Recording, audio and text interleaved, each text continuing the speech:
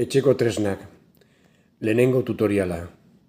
Urbero sanitarioa, hau da, urberoa nola ekarri azkar iturrira, sistema montau dut.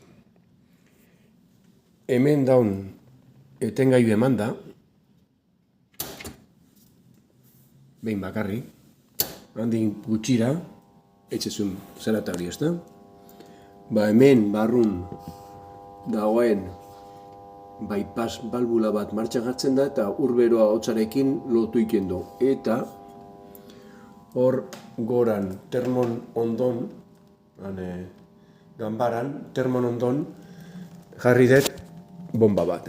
Bomba horrek egiten du tubiritatik eroarazi ura, tuberia bero tuberietatik eta itzuli egiten du ura ur hotza tuberitatik. Pasatzen da, bi minutu jarri dute denbora, eta 2 minututan ematen da denbora, tuberian daun urrotxo guzti hori atzea voltatzen. Eta harta, handik denbora batea eta hor, 2 minutu pasatzen dienen, iturria irikuko dugu, eta hemen ja urberoa dela izango dugu, eta ez dugu ikin behar ur guztie ustutzeko. Tatxan!